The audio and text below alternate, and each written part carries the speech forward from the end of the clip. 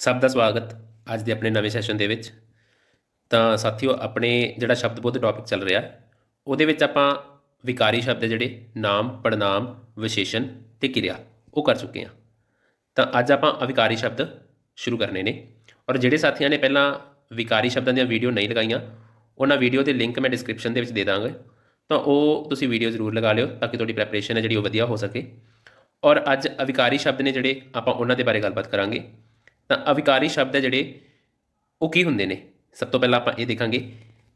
ਕਹਿੰਦੇ ਜਿਨ੍ਹਾਂ ਸ਼ਬਦਾਂ ਵਿੱਚ ਕਿਸੇ ਪ੍ਰਕਾਰ ਦੀ ਤਬਦੀਲੀ ਨਾ ਆ ਸਕਦੀ ਹੋਵੇ ਉਹ ਅਵਿਕਾਰੀ ਸ਼ਬਦ ਹੁੰਦੇ ਨੇ।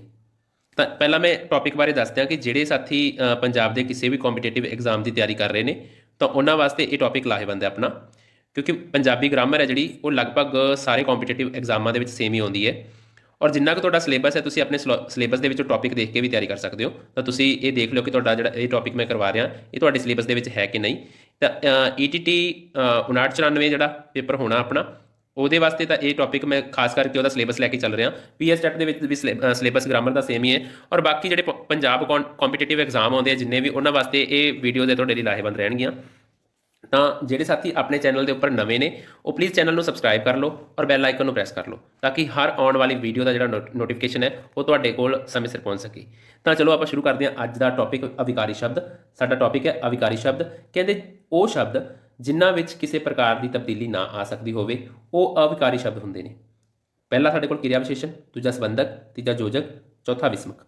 ਤਾਂ ਸਾਡੇ ਕੋਲ ਪ੍ਰਯੋਗ ਦੇ ਆਧਾਰ ਦੇ ਉੱਤੇ 8 ਪ੍ਰਕਾਰ ਦੇ ਸ਼ਬਦ ਹੁੰਦੇ ਨੇ। 4 ਹੁੰਦੇ ਵਿਕਾਰੀ ਸ਼ਬਦ ਤੇ 4 ਹੁੰਦੇ ਆ ਅਵਿਕਾਰੀ। ਨਾਮ, ਪੜਨਾਮ, ਵਿਸ਼ੇਸ਼ਣ ਤੇ ਕਿਰਿਆ। ਇਹ 4 ਸ਼ਬਦ ਨੇ ਜਿਹੜੇ ਸਾਡੇ ਕੋਲ, ਇਹ ਸ਼ਬਦ ਨੇ ਸਾਡੇ ਕੋਲ ਵਿਕਾਰੀ। ਤੇ ਅੱਜ ਆਪਾਂ ਕਰਨਾ ਅਵਿਕਾਰੀ ਸ਼ਬਦ। ਤਾਂ ਹੁਣ ਆਪਾਂ ਦੇਖਦੇ ਹਾਂ ਅੱਗੇ ਇਹਨਾਂ ਨੂੰ ਡਿਟੇਲ ਦੇ ਵਿੱਚ। ਅੱਜ ਆਪਾਂ ਕਿਰਿਆ ਵਿਸ਼ੇਸ਼ਣ ਤੇ ਜਿਹੜਾ ਦੂਸਰਾ ਸਾਡਾ ਵਿਕਾਰੀ ਸ਼ਬਦ ਹੈ ਸੰਬੰਧਕ, ਇਹ ਦੋ ਅੱਜ ਆਪਾਂ ਡਿਟੇਲ ਦੇ ਵਿੱਚ ਕਰਾਂਗੇ। ਬਾਕੀ ਜਿਹੜੇ ਸ਼ਬਦ ਨੇ ਉਹ ਆਪਾਂ ਕੱਲ ਤੋਂ ਅਗਲੀ ਵੀਡੀਓ ਦੇ ਵਿੱਚ ਕਰਾਂਗੇ। ਤਾਂ ਦੇਖੋ, ਸਭ ਤੋਂ ਪਹਿਲਾਂ ਕਿਰਿਆ ਵਿਸ਼ੇਸ਼ਣ। ਕਹਿੰਦੇ ਉਹ ਸ਼ਬਦ ਹੈ, ਕਿਰਿਆ ਵਿਸ਼ੇਸ਼ਣ ਉਹ ਸ਼ਬਦ ਹੈ ਜੋ ਕਿਸੇ ਕਿਰਿਆ ਦੀ ਵਿਸ਼ੇਸ਼ਤਾ ਪ੍ਰਗਟ ਕਰੇ ਜਾਂ ਵਾਕ ਦੀ ਕਿਰਿਆ ਨਾਲ ਕੰਮ ਦੇ ਹੋਣ ਦਾ ਸਮਾਂ, ਸਥਾਨ ਜਾਂ ਕਾਰਨ ਦੱਸੇ। ਸਭ ਤੋਂ ਪਹਿਲੀ ਗੱਲ ਤਾਂ ਜਿਹੜਾ ਸ਼ਬਦ ਕਿਰਿਆ ਦੀ ਵਿਸ਼ੇਸ਼ਤਾ ਪ੍ਰਗਟ ਕਰਦਾ ਹੈ ਉਸ ਸ਼ਬਦ ਨੂੰ ਅਸੀਂ ਕਿਰਿਆ ਵਿਸ਼ੇਸ਼ਣ ਸ਼ਬਦ ਕਹਿੰਦੇ ਹਾਂ। ਪੇਪਰ ਦੇ ਵਿੱਚ ਤੁਹਾਨੂੰ ਡੈਫੀਨੇਸ਼ਨ ਵੀ ਪੁੱਛ ਲਈ ਜਾਂਦੀ ਹੈ ਕਿ ਜਿਹੜੇ ਸ਼ਬਦ ਕਿਰਿਆ ਦੀ ਵਿਸ਼ੇਸ਼ਤਾ ਦੱਸਣ ਉਹਨਾਂ ਨੂੰ ਕੀ ਕਹਿੰਦੇ ਨੇ। ਥੱਲੇ 4 ਆਪਸ਼ਨਸ ਦੇ ਦੇਣਗੇ, ਪੜਨਾਮ, ਨਾਮ, ਵਿਸ਼ੇਸ਼ਣ ਜਾਂ ਕਿਰਿਆ ਵਿਸ਼ੇਸ਼ਣ। ਤਾਂ ਤੁਸੀਂ ਕਿਰਿਆ ਵਿਸ਼ੇਸ਼ਣ ਨੂੰ ਟਿਕ ਕਰ ਦੋਗੇ। ਤਾਂ ਦੂਸਰੀ ਗੱਲ ਕਿ ਇਹ ਸਾਨੂੰ ਕਿਸੇ ਕੰਮ ਦੇ ਹੋਣ ਦਾ ਜਿਹੜਾ ਸਥਾਨ ਹੈ ਜਾਂ ਸਮਾਂ ਹੈ ਉਹ ਵੀ ਦੱਸਦੇ ਆ ਜਾਂ ਕਾਰਨ ਦੱਸਦੇ ਆ। ਉਹ ਵੀ ਸ਼ਬਦ ਜਿਹੜੇ ਹੁੰਦੇ ਆ ਉਹ ਕਿਰਿਆ ਵਿਸ਼ੇਸ਼ਣ ਹੀ ਹੁੰਦੇ ਨੇ। ਜਿਵੇਂ ਤੇਜ਼ ਚੱਲ, ਬਹੁਤ ਸਜ਼ਾ ਦਿੱਤੀ। ਤੇ ਇਹਨਾਂ ਦੋਨਾਂ ਦੇ ਵਿੱਚ ਜਿਹੜਾ ਚੱਲ ਸ਼ਬਦ ਹੈ ਤੇ ਦਿੱਤੀ ਸ਼ਬਦ ਹੈ ਇਹ ਤਾਂ ਕਿਰਿਆ ਨੇ, ਤੇ ਬਟ ਜਿਹੜੇ ਸ਼ਬਦ ਤੇਜ਼ ਤੇ ਬਹੁਤ ਹੈ ਇਹ ਕੀ ਨੇ, ਕਿਰਿਆ ਵਿਸ਼ੇਸ਼ਣ। ਜਿਵੇਂ ਜਿਵੇਂ ਆਪਾਂ ਟੌਪਿਕ ਕਰਾਂਗੇ ਤੁਹਾਡੀ ਸਮਝ ਹੈ ਜਿਹੜੀ ਉਹ ਬਣਦੀ ਜਾਵੇਗੀ। ਤਾਂ ਮੈਨੂੰ ਲੱਗਦਾ ਹੈ ਕਿ ਤੁਹਾਨੂੰ ਕਿਰਿਆ ਵਿਸ਼ੇਸ਼ਣ ਸ਼ਬਦ ਬਾਰੇ ਪਤਾ ਲੱਗ ਗਿਆ ਹੋਵੇਗਾ। ਤਾਂ ਅੱਗੇ ਆਪਾਂ ਥੋੜ੍ਹਾ ਜਿਹਾ ਹੋਰ ਡਿਟੇਲ ਦੇ ਵਿੱਚ ਇਹਨਾਂ ਨੂੰ ਡਿਸਕਸ ਕਰਦੇ ਹਾਂ ਕਿ ਤਾਂ ਕਿ ਤੁਹਾਡੀ ਜਿਹੜੀ ਸਮਝ ਹੈ ਉਹ ਬਹੁਤ ਅੱਛੇ ਤਰੀਕੇ ਨਾਲ ਬਣ ਸਕੇ। ਤਾਂ ਦੇਖੋ, ਅਗਲਾ ਜਿਹੜਾ ਸਾਡੇ ਕੋਲ ਹੈ ਪਹਿਲਾ ਸੈਂਟੈਂਸ ਦੇਖੋ, ਰਾਜੂ ਨੇ ਬੂਹਾ ਖੋਲ੍ਹਿਆ। ਰਾਜੂ ਨੇ ਬੂਹਾ ਹੌਲੀ ਜਿਹੀ ਖੋਲ੍ਹਿਆ।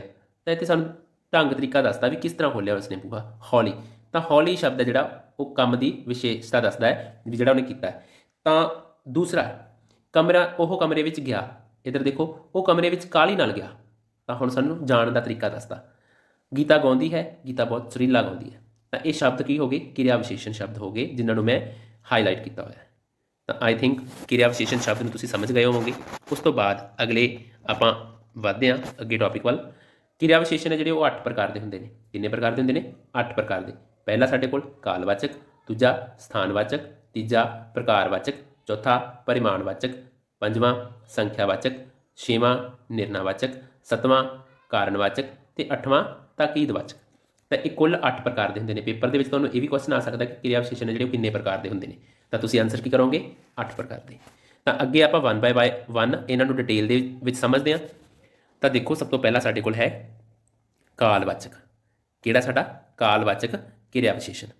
ਤਾਂ ਕਾਲਵਾਚਕ ਕਿਰਿਆ ਵਿਸ਼ੇਸ਼ਣ ਦੇ ਵਿੱਚ ਕੀ ਹੈ ਸਾਡੇ ਕੋਲ, ਕਹਿੰਦੇ ਜਿਹੜੇ ਕਿਰਿਆ ਵਿਸ਼ੇਸ਼ਣ ਕੰਮ ਦਾ ਸਮਾਂ ਦੱਸਣ, ਜਿਹੜੇ ਕਿਰਿਆ ਵਿਸ਼ੇਸ਼ਣ ਕੰਮ ਦਾ ਜਾਂ ਕਿਰਿਆ ਦਾ ਸਮਾਂ ਦੱਸਣ ਉਹਨਾਂ ਨੂੰ ਅਸੀਂ ਕਾਲਵਾਚਕ ਕਿਰਿਆ ਵਿਸ਼ੇਸ਼ਣ ਕਹਿੰਦੇ ਹਾਂ। ਜਿਵੇਂ ਭਲਕੇ, ਪਰਸੋਂ, ਹੁਣ, ਅੱਜ, ਜਦੋਂ, ਕੱਲ, ਰਾਤੋਂ ਰਾਤ, ਇਹ ਸਾਰੇ ਸ਼ਬਦ ਕੀ ਹੋ ਗਏ? ਕਿਰਿਆ ਵਿਸ਼ੇਸ਼ਣ ਸ਼ਬਦ ਹੋ ਗਏ। ਪਰ ਕਿਹੜੇ ਕਿਰਿਆ ਵਿਸ਼ੇਸ਼ਣ ਨੇ? ਇਹ ਕਾਲਵਾਚਕ ਕਿਰਿਆ ਵਿਸ਼ੇਸ਼ਣ ਨੇ। ਇਹ ਤੁਸੀਂ ਧਿਆਨ ਰੱਖਣਾ ਹੈ। ਜਿਵੇਂ ਅੱਜ ਪੜ੍ਹਨਾ ਹੈ, ਅੱਜ ਪੜ੍ਹਨਾ ਹੈ, ਤਾਂ ਇਹਦੇ ਵਿੱਚ ਅੱਜ ਪੜ੍ਹਨ ਦਾ ਸਮਾਂ ਜਾਂ ਕਾਲ ਦੱਸਿਆ ਹੋਇਆ। ਆਹ ਸ਼ਬਦ ਇੱਥੇ ਗਲਤ ਲਿਖਿਆ ਹੋਇਆ, ਇਹਦੇ ਬਾਰੇ ਆਪਾਂ ਅੱਗੇ ਸਥਾਨਵਾਚਕ ਦੇ ਵਿੱਚ ਕਰਾਂਗੇ।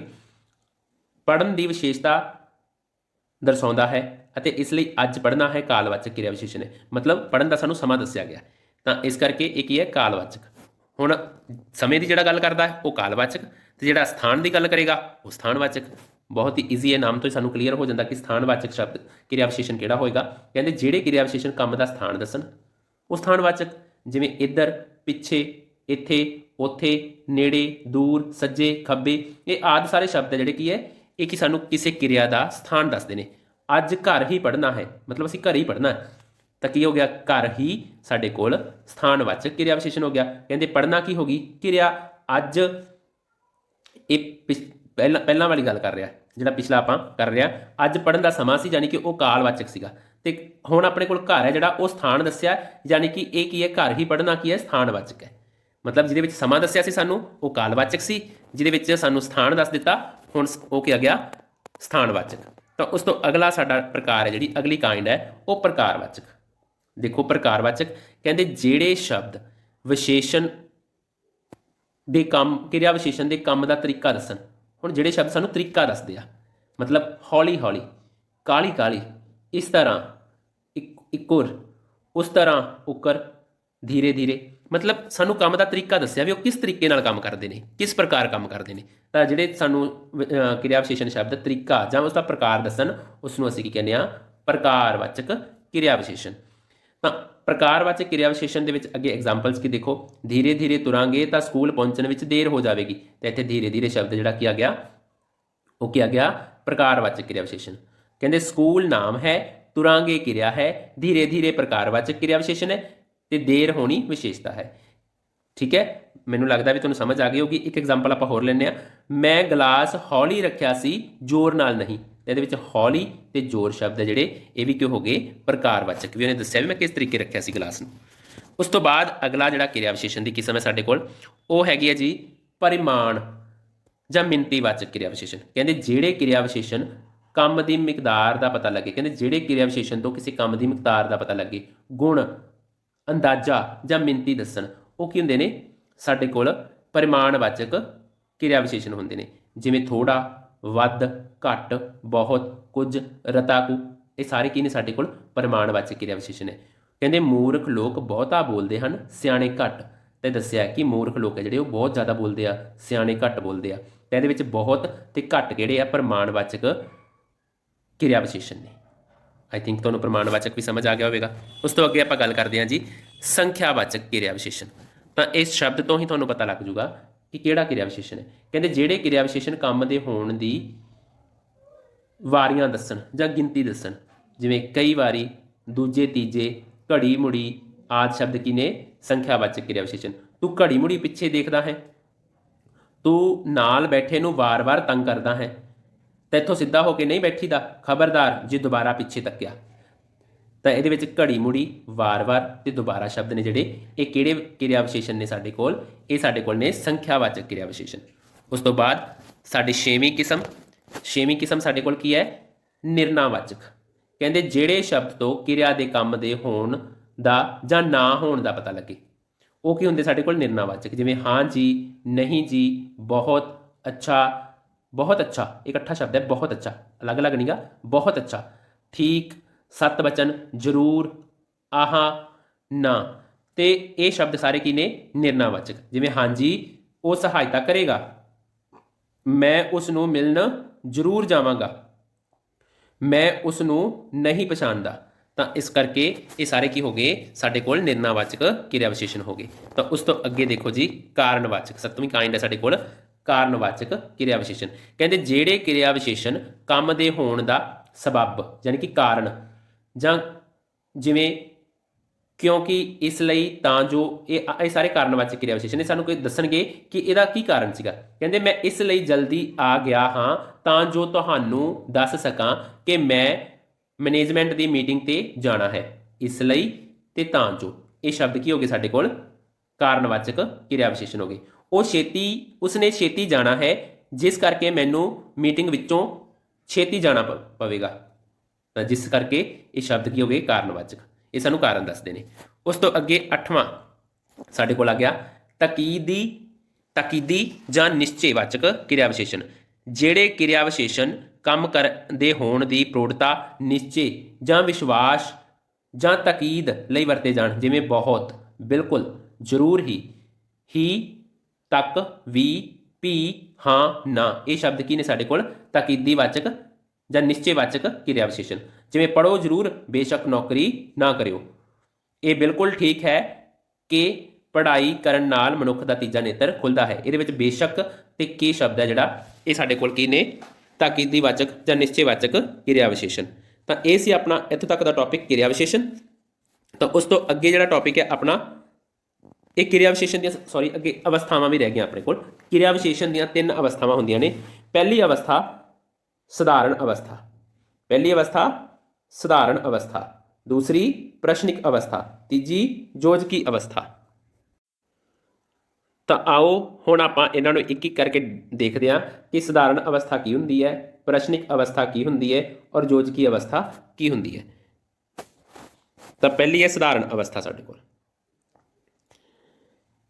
ਸਧਾਰਨ ਅਵਸਥਾ ਦੇ ਵਿੱਚ ਸਾਡੇ ਕੋਲ ਕੀ ਹੈ? ਕਹਿੰਦੇ ਇਸ ਅਵਸਥਾ ਵਿੱਚ ਕਿਰਿਆ ਵਿਸ਼ੇਸ਼ਣ ਸ਼ਬਦ ਕੇਵਲ ਕਿਰਿਆ ਵਿਸ਼ੇਸ਼ਣ ਦਾ ਹੀ ਕੰਮ ਕਰਦੇ ਹਨ। ਹੋਰ ਕੋਈ ਕੰਮ ਜਿਵੇਂ ਪ੍ਰਸ਼ਨਿਕ ਅਵਸਥਾ ਜਾਂ ਯੋਜਕੀ ਅਵਸਥਾ ਬਾਰੇ ਜਾਣਕਾਰੀ ਨਹੀਂ ਦਿੰਦੇ। ਮਤਲਬ ਸਿਰਫ ਕਿਰਿਆ ਵਿਸ਼ੇਸ਼ਣ ਦਾ ਹੀ ਕੰਮ ਕਰਦੇ ਨੇ, ਹੋਰ ਕੋਈ ਕੰਮ ਨਹੀਂ ਕਰਦੇ। ਯਾਨੀ ਕਿ ਪ੍ਰਸ਼ਨਿਕ ਹੁੰਦਾ ਮਤਲਬ ਕੋਈ ਪ੍ਰਸ਼ਨ ਪੁੱਛਣ, ਯੋਜਕੀ ਹੁੰਦਾ ਵੀ ਮਤਲਬ ਕਿਸੇ ਨੂੰ ਜੋੜਨ। ਤਾਂ ਇਹਦੇ ਵਿੱਚ ਸਿੱਖੋ, ਉਹ ਸਵੇਰੇ ਆਇਆ, ਬਸ ਸਿੱਧਾ ਉਹਨੇ ਆਪਣਾ ਕਿਰਿਆ ਵਿਸ਼ੇਸ਼ਣ ਦਾ ਕੰਮ ਕੀਤਾ, ਸਵੇਰੇ ਆਇਆ। ਕਦੋਂ ਆਇਆ? ਸਵੇਰੇ ਆਇਆ। ਅਸੀਂ ਹੁਣੇ ਜਾਵਾਂਗੇ। ਤਾਂ ਇਹ 2 ਸ਼ਬਦ ਨੇ, ਸਵੇਰੇ ਤੇ ਹੁਣੇ। ਇਹ ਸਧਾਰਨ ਅਵਸਥਾ ਦੇ ਕਿਰਿਆ ਵਿਸ਼ੇਸ਼ਣ ਨੇ। ਉਸ ਤੋਂ ਅਗਲੀ ਅਵਸਥਾ ਜਦੋਂ ਆਪਾਂ ਕਰਾਂਗੇ ਤੁਹਾਨੂੰ ਇਹ ਬਹੁਤ ਚੰਗੀ ਤਰ੍ਹਾਂ ਕਲੀਅਰ ਹੋ ਜਾਊਗੀ। ਅੱਗੇ ਆ ਗਈ ਜੀ ਪ੍ਰਸ਼ਨਿਕ ਅਵਸਥਾ। ਪ੍ਰਸ਼ਨਿਕ ਅਵਸਥਾ ਦੇ ਵਿੱਚ ਕੀ ਹੈ? ਇਸ ਅਵਸਥਾ ਵਿੱਚ ਕਿਰਿਆ ਵਿਸ਼ੇਸ਼ਣ ਸ਼ਬਦ ਕੇਵਲ ਕਿਰਿਆ ਵਿਸ਼ੇਸ਼ਣ ਹੀ ਨਹੀਂ ਹੁੰਦੇ, ਸਗੋਂ ਕੁਝ ਪ੍ਰਸ਼ਨ ਪੁੱਛਣ ਦਾ ਕੰਮ ਵੀ ਕਰਦੇ ਨੇ। ਮਤਲਬ ਪ੍ਰਸ਼ਨ ਪੁੱਛਣ ਦਾ ਕੰਮ ਕਰਦੇ ਨੇ। ਇਹ ਦੁਰਘਟਨਾ ਕਿੱਥੇ ਹੋਈ ਅਤੇ ਤੁਸੀਂ ਕਦੋਂ ਆਵੋਗੇ? ਦੇਖੋ, ਕਿੱਥੇ ਸਥਾਨਵਾਚਕ, ਕਦੋਂ ਕਾਲਵਾਚਕ। ਤਾਂ ਇਹ ਕਿੱਥੇ ਤੇ ਕਦੋਂ ਹੈ ਜਿਹੜੇ ਪ੍ਰਸ਼ਨਿਕ ਅਵਸਥਾ ਦੇ ਵਿੱਚ ਕਿਰਿਆ ਵਿਸ਼ੇਸ਼ਣ ਨੇ। ਯਾਨੀ ਕਿ ਨਾਲੇ ਤਾਂ ਇਹ ਸਾਡੇ ਕੋਲ ਕਿਰਿਆ ਵਿਸ਼ੇਸ਼ਣ ਨੇ, ਨਾਲੇ ਇਹ ਪ੍ਰਸ਼ਨ ਪੁੱਛਣ ਦਾ ਕੰਮ ਵੀ ਕਰਦੇ ਨੇ। ਤੇ ਇਸ ਕਰਕੇ ਇਹਨਾਂ ਨੂੰ ਇਹ ਜਿਹੜੀ ਹੈਗੀ ਹੈ ਇਹ ਪ੍ਰਸ਼ਨਿਕ ਅਵਸਥਾ ਹੈ। ਅੱਗੇ ਯੋਜਕੀ ਅਵਸਥਾ। ਕਹਿੰਦੇ ਇਸ ਅਵਸਥਾ ਵਿੱਚ ਕਿਰਿਆ ਵਿਸ਼ੇਸ਼ਣ ਸ਼ਬਦ ਕਿਰਿਆ ਵਿਸ਼ੇਸ਼ਣ ਵੀ ਹੁੰਦੇ ਹਨ ਅਤੇ ਯੋਜਕਾਂ ਵਾਂਗ 2 ਵਾਕਾਂ ਨੂੰ ਜੋੜਦੇ ਵੀ ਨੇ। ਤਾਂ ਹੁਣ ਯੋਜਕੀ ਅਵਸਥਾ ਕੀ ਹੋ ਗਈ? ਜੋੜਨ ਵਾਲੀ। ਕਹਿੰਦੇ ਜਿਵੇਂ ਤੁਸੀਂ ਜਿੱਥੇ ਆਖੋਗੇ ਉੱਥੇ ਆ ਮਿਲਾਂਗਾ, ਜਦ ਉਹ ਆਵੇਗਾ ਤਦ ਮੈਂ ਚੱਲਾਂਗਾ। ਇਹ 2 ਸੈਂਟੈਂਸ ਹੋ ਗਏ ਸਾਡੇ ਕੋਲ। ਪਹਿਲਾ ਤੁਸੀਂ ਜਿੱਥੇ ਆਖੋਗੇ ਉੱਥੇ ਆ ਮਿਲਾਂਗਾ, ਜਦ ਉਹ ਆਵੇਗਾ ਤਦ ਮੈਂ ਚੱਲਾਂਗਾ। ਇੱਥੇ ਇਹਨਾਂ ਦੇ ਵਿੱਚ ਕੀ ਹੈ? ਜਿੱਥੇ, ਉੱਥੇ, ਜਦੋਂ, ਕਦੋਂ। ਇਹ ਸਾਰੇ ਯੋਜਕੀ ਵਿਸ਼ੇਸ਼ਣ ਨੇ, ਕਿਉਂਕਿ ਇੱਕ ਵਾਕ ਹੈ ਜਿਹੜਾ ਉਹ ਦੂਜੇ ਵਾਕ ਨਾਲ ਜੋੜ ਰਹੇ ਨੇ। ਇਸ ਕਰਕੇ ਇਹ ਕਿਹੜੀ ਅਵਸਥਾ ਹੈ? ਯੋਜਕੀ ਅਵਸਥਾ ਹੈ। ਤਾਂ 3 ਅਵਸਥਾਵਾਂ ਸੀਗੀਆਂ ਸਾਡੇ ਕੋਲ, ਸਧਾਰਨ ਅਵਸਥਾ, ਪ੍ਰਸ਼ਨਿਕ ਅਵਸਥਾ ਤੇ ਯੋਜਕੀ ਅਵਸਥਾ। ਆਈ ਥਿੰਕ ਤੁਹਾਨੂੰ ਇਹ 3 ਅਵਸਥਾਵਾਂ ਕਲੀਅਰ ਹੋ ਗਈਆਂ ਹੋਣਗੀਆਂ। ਤਾਂ ਹੁਣ ਕਿਰਿਆ ਵਿਸ਼ੇਸ਼ਣ ਦੀਆਂ ਜੇ ਕੋਈ ਸਾਨੂੰ ਅਵਸਥਾਵਾਂ ਪੁੱਛਦਾ ਹੈ ਤਾਂ 3 ਅਵਸਥਾਵਾਂ ਹੁੰਦੀਆਂ ਨੇ। ਤੇ ਜੇ ਕੋਈ ਸਾਨੂੰ ਕਿਰਿਆ ਵਿਸ਼ੇਸ਼ਣ ਦੇ ਪ੍ਰਕਾਰ ਪੁੱਛਦਾ ਹੈ ਤਾਂ ਕਿਰਿਆ ਵਿਸ਼ੇਸ਼ਣ ਦੇ 8 ਪ੍ਰਕਾਰ ਹੁੰਦੇ ਨੇ। 8 ਪ੍ਰਕਾਰ ਦਾ ਕਿਰਿਆ ਵਿਸ਼ੇਸ਼ਣ ਹੁੰਦਾ ਹੈ। ਇਹ ਤੁਸੀਂ ਆਪਣੇ ਮਾਈਂਡ ਦੇ ਵਿੱਚ ਬਿਠਾ ਲੈਣਾ ਹੈ। ਜਿਨ੍ਹਾਂ ਸਾਥੀਆਂ ਨੂੰ ਹਜੇ ਟੌਪਿਕ ਪੂਰਾ ਚੰਗੀ ਤਰ੍ਹਾਂ ਸਮਝ ਨਹੀਂ ਆਇਆ, ਉਹ ਕਿਰਪਾ ਕਰਕੇ ਵੀਡੀਓ ਨੂੰ ਇੱਕ ਵਾਰ ਹੋਰ ਜ਼ਰੂਰ ਲਗਾ ਲਿਓ ਤੇ ਇੱਕ ਲਿਖ ਕੇ ਪ੍ਰੈਕਟਿਸ ਜ਼ਰੂਰ ਕਰਿਆ ਕਰੋ, ਤਾਂ ਕਿ ਜਿਹੜੀਆਂ ਚੀਜ਼ਾਂ ਨੇ ਉਹ ਤੁਹਾਡੇ ਦਿਮਾਗ ਦੇ ਵਿੱਚ ਟਿਕਣ ਲੰਬੇ ਸਮੇਂ ਦੇ ਲਈ। ਲਿਖਣ ਦੇ ਨਾਲ ਸਾਡੇ ਦਿਮਾਗ ਦੇ ਵਿੱਚ ਲੰਬੇ ਸਮੇਂ ਲਈ ਉਹ ਟਿਕਦੀਆਂ ਨੇ। ਤਾਂ ਅੱਗੇ ਸਾਡਾ ਜਿਹੜਾ ਨੈਕਸਟ ਅਵਿਕਾਰੀ ਸ਼ਬਦ ਹੈ ਉਹ ਹੈ ਸਾਡੇ ਕੋਲ ਸੰਬੰਧਕ। ਤਾਂ ਹੁਣ ਅੱਗੇ ਆਪਾਂ ਸੰਬੰਧਕ ਦੇ ਬਾਰੇ ਗੱਲ ਕਰਦੇ ਹਾਂ ਕਿ ਸੰਬੰਧਕ ਦਾ ਕੀ ਕੰਮ ਹੁੰਦਾ ਹੈ। ਕਹਿੰਦੇ ਸੰਬੰਧਕ ਜਿਹੜੇ ਸ਼ਬਦ ਵਾਕ ਵਿੱਚ ਨਾਮ, ਪੜਨਾਮ ਜਾਂ ਵਿਸ਼ੇਸ਼ਣ ਸ਼ਬਦਾਂ ਦਾ ਵਾਕ ਦੇ ਦੂਸਰੇ ਸ਼ਬਦਾਂ ਨਾਲ ਸੰਬੰਧ ਪ੍ਰਗਟ ਕਰਨ। ਇਹ ਡੈਫੀਨੇਸ਼ਨ ਬੜੇ ਮਤਲਬ ਵਧੀਆ ਤਰੀਕੇ ਨਾਲ ਉਹਨਾਂ ਨੇ ਸਾਨੂੰ ਸਮਝਾਇਆ ਹੈ ਕਿ ਅਸੀਂ ਡੈਫੀਨੇਸ਼ਨ ਨੂੰ ਆਪਦੇ ਮਾਈਂਡ ਦੇ ਵਿੱਚ ਬਿਠਾ ਲਈਏ ਕਿ ਸੰਬੰਧਕ, ਅਕਸਰ ਲੋਕ ਸੰਬੰਧਕ ਤੇ ਯੋਜਕ ਦੇ ਵਿੱਚ ਮਤਲਬ ਕਨਫਿਊਜ਼ ਹੋ ਜਾਂਦੇ ਆ। ਪਰ ਤੁਸੀਂ ਇਸ ਗੱਲ ਦਾ ਧਿਆਨ ਰੱਖਣਾ ਕਿ ਜਿਹੜੇ ਸ਼ਬਦ ਨਾਮ, ਪੜਨਾਮ, ਵਿਸ਼ੇਸ਼ਣ ਸ਼ਬਦਾਂ ਦਾ ਵਾਕ ਦੇ ਦੂਜੇ ਸ਼ਬਦਾਂ ਦੇ ਨਾਲ ਸੰਬੰਧ ਦੱਸਣ, ਉਹਨਾਂ ਨੂੰ ਸੰਬੰਧਕ ਕਿਹਾ ਜਾਂਦਾ ਹੈ। ਕਹਿੰਦੇ ਜਿਵੇਂ ਇਹ ਪੈਨ ਰਾਮ ਦਾ ਹੈ। ਹੁਣ ਪੈਨ ਦਾ ਸੰਬੰਧ ਦੱਸ ਰਿਹਾ ਵੀ ਕਿਸ ਦਾ ਹੈ? ਰਾਮ ਦਾ। ਗਾਇਤਰੀ ਕੋਲ ਇੱਕ ਕਮਰਾ ਹੈ, ਕੋਲ। ਧੰਨੇ ਦੀ ਮੱਝ ਕਾਲੇ ਰੰਗ ਦੀ ਹੈ, ਤਾਂ ਕਿਸ ਦੀ? ਧੰਨੇ ਦੀ। ਗੀਤਾ ਦੇ ਵਾਲ ਬਹੁਤ ਲੰਬੇ ਹਨ, ਦੇ। ਤਾਂ ਇਹ ਜਿਹੜੇ ਸ਼ਬਦ ਨੇ ਜਿਨ੍ਹਾਂ ਨੂੰ ਮੈਂ ਸਰਕਲ ਕੀਤਾ ਹੈ ਔਰ ਹਾਈਲਾਈਟ ਵੀ ਕੀਤਾ ਹੋਇਆ ਉਹ ਸ਼ਬਦ ਕੀ ਨੇ? ਸੰਬੰਧਕ ਸ਼ਬਦ ਨੇ।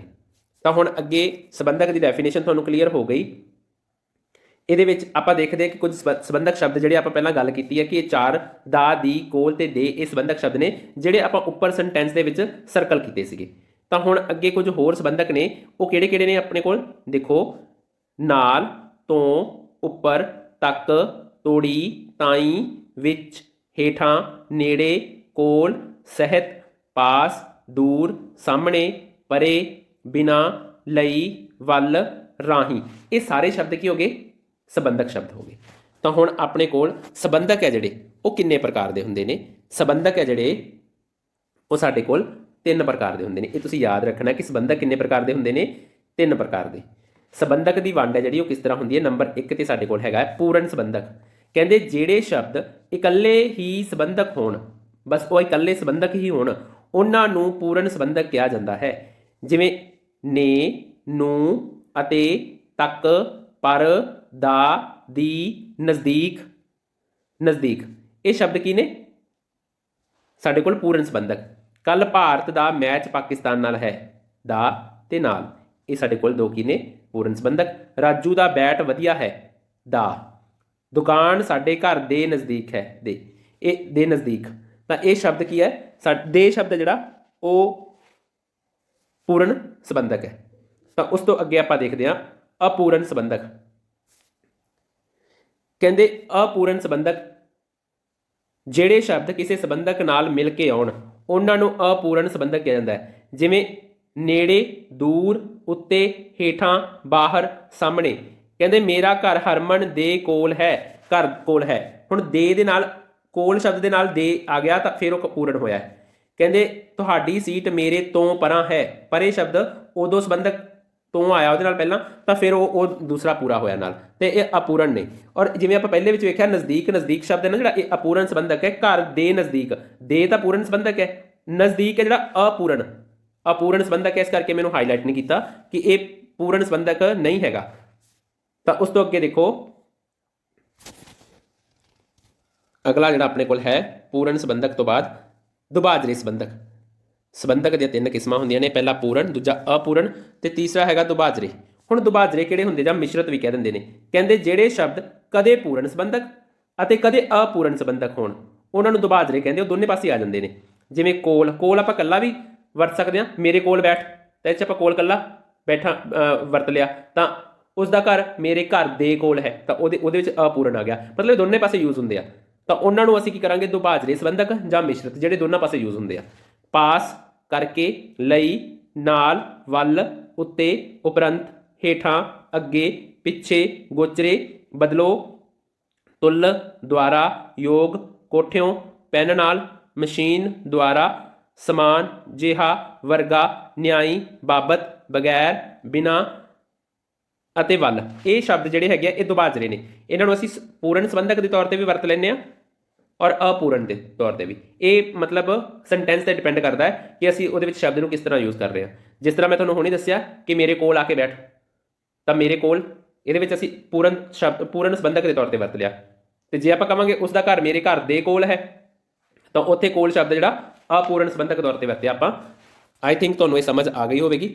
ਉਸ ਤੋਂ ਅੱਗੇ ਜਿਹੜੇ ਸੰਬੰਧ ਸੂਚਕ ਪਿਛੇਤਰ, ਮਤਲਬ ਜਿਹੜੇ ਸ਼ਬਦਾਂ ਦਾ ਪਿਛੇਤਰ ਹੀ ਸੰਬੰਧਕ ਦਾ ਕੰਮ ਕਰਦਾ ਹੈ, ਜਿਹੜੇ ਸ਼ਬਦਾਂ ਦਾ ਪਿਛੇਤਰ ਹੀ ਸੰਬੰਧਕ ਦਾ ਕੰਮ ਦੇਵੇ, ਉਹਨੂੰ ਅਸੀਂ ਸੰਬੰਧ ਸੂਚਕ ਪਿਛੇਤਰ ਕਹਿੰਦੇ ਹਾਂ। ਜਿਵੇਂ ਹੱਟੀਓਂ, ਇਹਦਾ ਮਤਲਬ ਹੈ ਹੱਟੀ ਤੋਂ, ਤੋਂ ਇੱਥੇ ਸੰਬੰਧਕ ਹੈ ਸਾਡੇ ਕੋਲ। ਸਕੂਲੋਂ ਮਤਲਬ ਕਿ ਸਕੂਲ ਤੋਂ, ਘਰੇ ਮਤਲਬ ਘਰ ਵਿੱਚ, ਮਤਲਬ ਸੰਬੰਧਕ ਹੈ ਜਿਹੜਾ ਉਹ ਪਿਛੇਤਰ ਲਗਾ ਕੇ ਹੀ ਅਸੀਂ ਸੰਬੰਧਕ ਦਾ ਜਿਹੜਾ ਕੰਮ ਲੈ ਲੈਂਦੇ ਹਾਂ। ਕਹਿੰਦੇ ਇਸ ਤੋਂ ਬਿਨਾਂ 4 ਚਿੰਨ੍ਹਾਂ ਨੂੰ ਵੀ ਸੰਬੰਧ ਸੂਚਕ ਕਿਹਾ ਜਾਂਦਾ। ਜਿਵੇਂ ਲਾਂ, ਇਹ ਜਿਹੜੇ ਅਸੀਂ 4 ਪਿਛੇਤਰ ਲਗਾ ਕੇ ਜਿਹੜੇ ਸੰਬੰਧਕ ਬਣਾਉਂਦੇ ਹਾਂ, 4 ਅਸੀਂ ਲਾਵਾਂ ਲੈਂਦੇ ਹਾਂ। ਜਿਵੇਂ ਲਾਵਾਂ ਮਾਤਰਾ ਜਿਹੜੀ ਉਹ 4 ਅਸੀਂ ਚਿੰਨ੍ਹ ਵਰਤਦੇ ਹਾਂ। ਜਿਵੇਂ ਲਾਂ, ਹੌੜਾ ਬਿੰਦੀ, ਸਕੂਲੋਂ, ਬਿਹਾਰੀ ਬਿੰਦੀ, ਦਿੰਦੀ ਤੇ ਔਂਕੜ ਬਿੰਦੀ, ਮੂੰਹੋਂ, ਓਹੋਂ। ਠੀਕ ਹੈ, ਤੇ ਇਹ ਸ਼ਬਦ ਅਸੀਂ ਲਗਾ ਕੇ ਅਸੀਂ ਕੀ ਹੈ ਬਣਾ ਸਕਦੇ ਹਾਂ ਸੰਬੰਧ ਸੂਚਕ ਪਿਛੇਤਰ। ਤਾਂ ਆਈ ਥਿੰਕ ਤੁਹਾਨੂੰ ਇਹ ਆਪਣਾ ਜਿਹੜਾ ਟੌਪਿਕ ਹੈ ਇਹ ਸਮਝ ਆ ਗਿਆ ਹੋਵੇਗਾ।